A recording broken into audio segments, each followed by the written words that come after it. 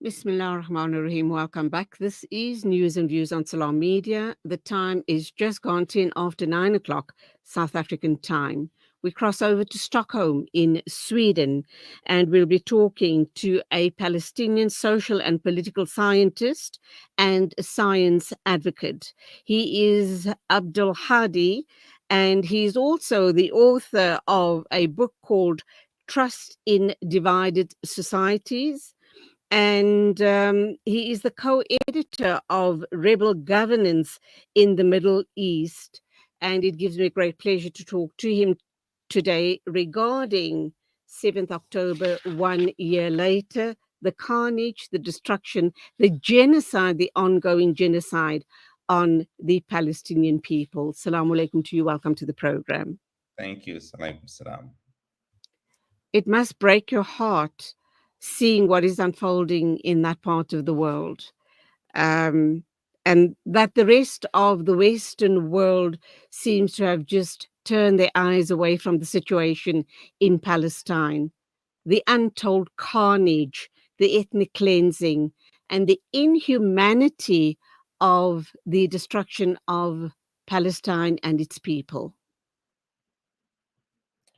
Well, I mean, there is any human being with moral compass and clear principles would be heartbroken over what happens in Palestine, not only in Gaza, but also in the West Bank and currently also in Lebanon. The idea is that we have been living under this carnage for 75 years in the region. And I mean here not only Gaza, not only West Bank, but also the Palestinians who have Israeli citizenship, but also the Lebanese as well. So the what broke my heart more is that the ignorance of people after 1 year, they still, and of course in the West, many politicians who have still arguing that what's going on is a self-defense. It's Israel is the only democracy, and what happens is not a genocide. So here, as we say, Gaza is the moral compass of humanity nowadays, and I wish it could have been in another way. But after 42,000 people being killed, yeah.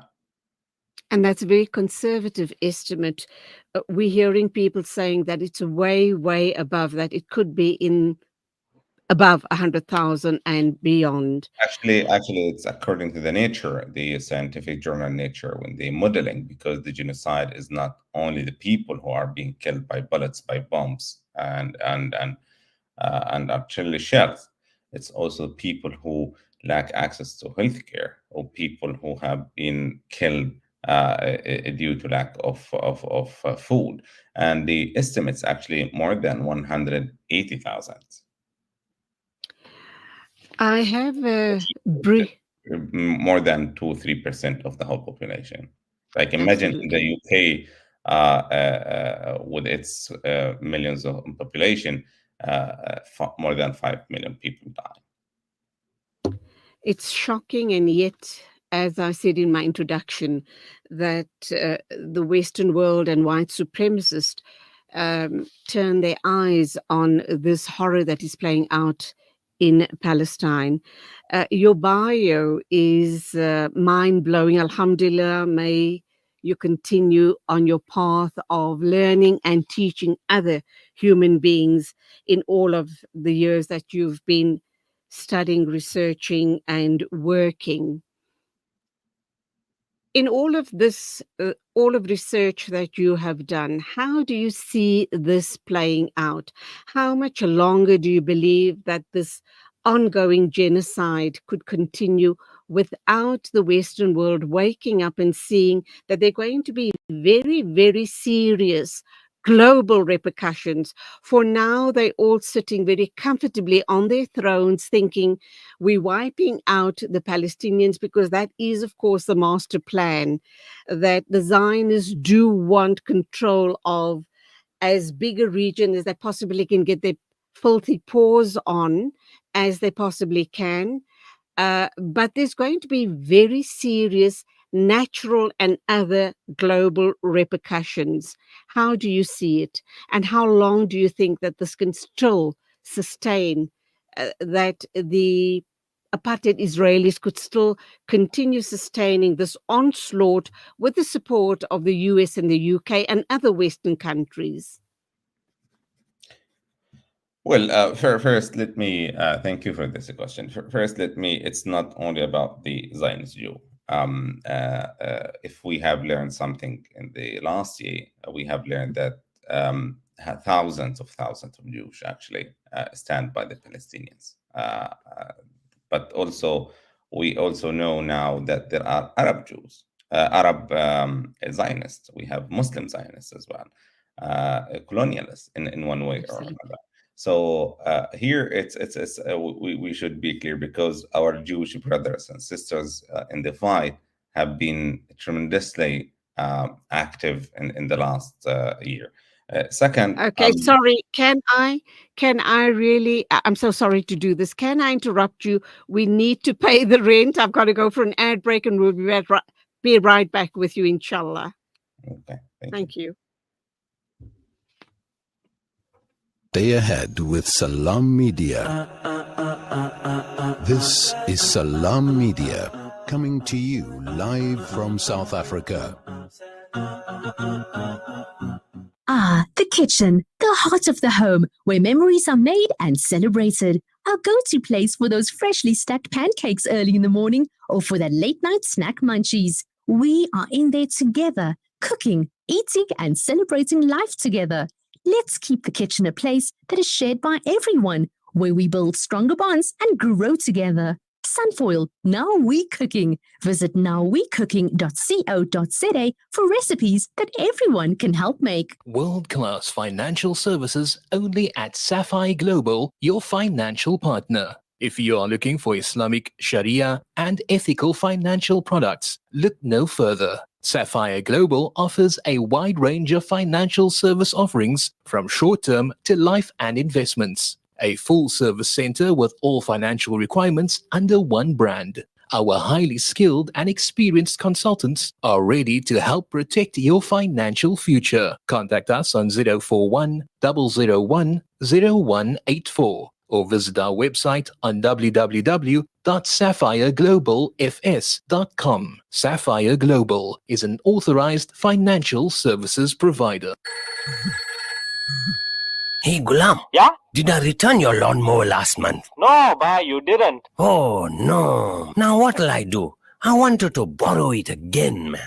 With Randry Jewelers, you won't have to borrow or lend, because the prices are so well trimmed on all gold and diamond jewelry. Alternatively, we could remake your old jewelry into a brilliant new design. Visit Randry Jewelers at 151 Stevens Lamini Road, Musgrave, Durban. Randry Jewelers, the family name you can trust.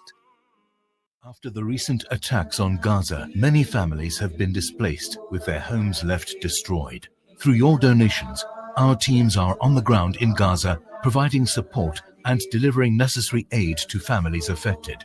The people of Gaza need your help. Give hope. Donate today to Penny Appeal South Africa.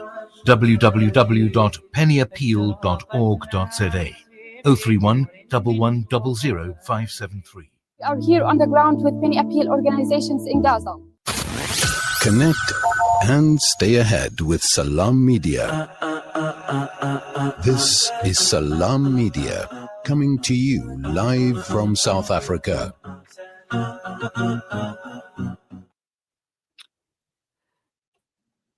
Welcome back. It is 9:20 a.m. News and Views on Salam Media. We are talking with Abdalhadi Alijla. I hope I'm saying that correctly. He is a Palestinian social and political scientist and science advocate. He is based currently in Stockholm, Sweden. Welcome back. And if you'd like to carry on with your response, I do apologize for the interruption. No, it's fine.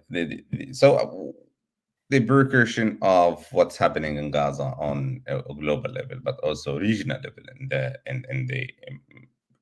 Western Asia. which is I don't like to call the Middle East, because the Middle East actually and North Africa is a colonial name, and the right name is usually, which I like to call it, was West Asia and North Africa. But back to the question. First, as I said, that it has nothing to do with the Israeli Jew, because we have also Arab Zionists. We have also Christian Zionists. Actually, the most hardliner are Christian Zionists, and what proven in the last year that we have Jewish brothers and sisters who have been very active in pro-Palestine, asking for a stop of the genocide in Gaza. So the second repercussion, which in the beginning we thought that it's the start of the division between the global South and the global North. But after these months, after 1 year, we see that it's not, because we have also we have South Africa as the leading country in the global South for human rights and for international in the ICG and also in ICC, and also supporting for Palestinians rights, but also others in Africa and elsewhere. We have also the Colombia, but at the same time, we have also global South countries like still like India, for example. They are still supporting Israel. We have also in Argentina, we have a government that's supporting also Netanyahu. The idea here is what we see, that there is vertical and horizontal change. And here, what I mean here, the trust between the people and their governments in the West, as well as in the global South, in some countries, especially in the Arab countries, it's growing.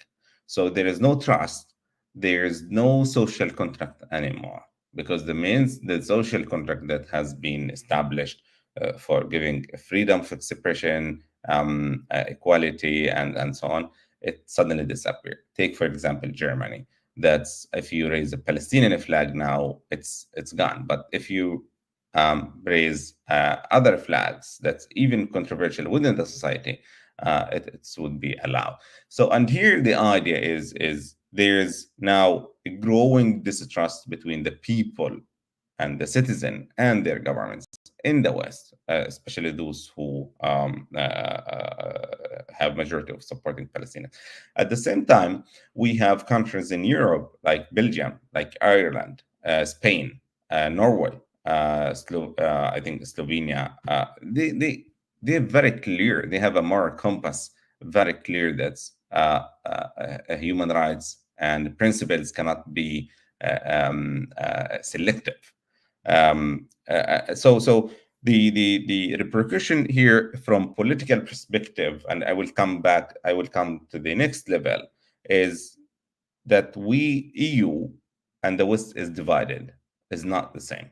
European Union that we have been saying, European Union is not anymore one European Union, because we have countries who are against Palestinians, anti-Palestinians, and then we have countries with the Palestinians or with the human rights against the genocide, and that's give us a clear message that how the Western world is being restructured in the future.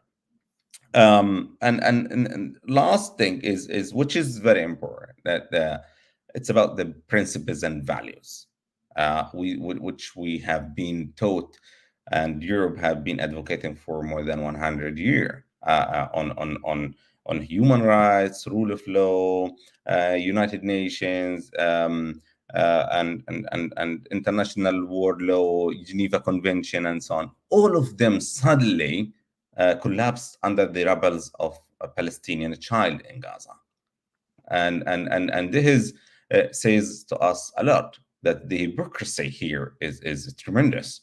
And what makes it worse is that we have Ukraine, which is invaded under the existential threat in the eastern part by the Russian invasion. Now the double standard here played very well, and that's why the idea or the principles of democracy, human rights, and so on everybody in the global south, and I mean here the global south, all the citizens have doubt on these. So if you cannot uphold these principles crystal clear for everyone, then it's not for us. So it's a human rights for the white, for the supremacist, it's rule of law for some people, and so on. So here, I think post-Gaza war is going to be very tough for many in the world. Okay, so that was in answer to my question to you regarding global repercussions post the genocide on the Palestinian people. I think the consequences are going to be dire. I think world leaders are not applying their minds, and your main research interests are divided societies, which we're seeing happening in front of our eyes, has been happening from the time of colonialism, rebel governance, and I think this is going to play a huge part going forward by civil society, democracy, social capital, Middle East studies, and comparative politics. That's your main research interest. How is your research study? What is it telling you about current events? And particularly, I mean, you mentioned Arab Zionists, Muslim Zionists, Christian Zionists, etc. How is the Middle East then, or as you like to put it, Asia? How do you believe those borders are going to be remapped? How is the world going to move forward? What is going to be the end result of this genocide? Where and how is Israel going to look? And the future of Netanyahu. Why is he so intent on wiping out the face of Palestine? And then the collusion of the Americans and other Western powers? Thank you. There's a set of questions. And first, I think we need to acknowledge that it's not anymore a genocide in Gaza. Now Lebanon is here. I mean, Lebanon is facing also a kind of gradual genocide. It's Gaza genocide has been a playbook for the Israeli army. Destruction, killing, destruction of hospitals, of schools, of homes, wiping out civil defense headquarters, targeting civilians and neighborhoods, and so here we have a new doctrine in the military. Israel is setting a new way of conducting wars, and that's very dangerous. And because we have been learning and reading and studying wars and how they are conducted and so on. But now with the Israel targeting health facilities at the beginning, that's it, the record. So here we have new things at all level in global. And second question, or it's the last, but I will Netanyahu, future of Netanyahu is not the only problem. And I have been hearing this frequently, that it's Netanyahu's war. It's not. It's the Israeli society that has been becoming a right-wing fascist society for a long time. You have Ben Gvir, you have Smotrich, Naftali, yesterday, Naftali, the former prime minister, he already yesterday was angry at Netanyahu because Netanyahu is late and in attacking Iran nuclear facilities.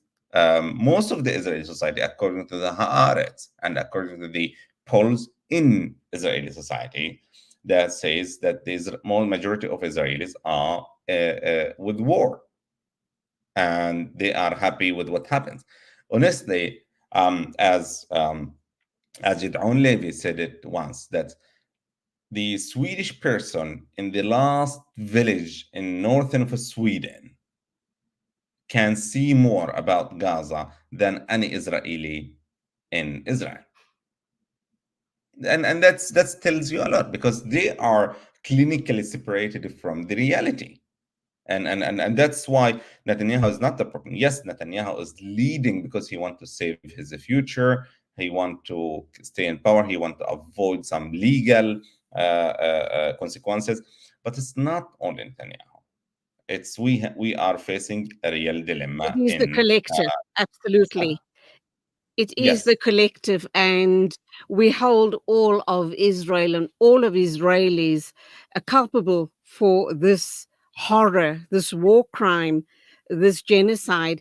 I'd love to continue talking with you and really pick your brain, but unfortunately we have run out of time. So I do hope we can talk again in the future.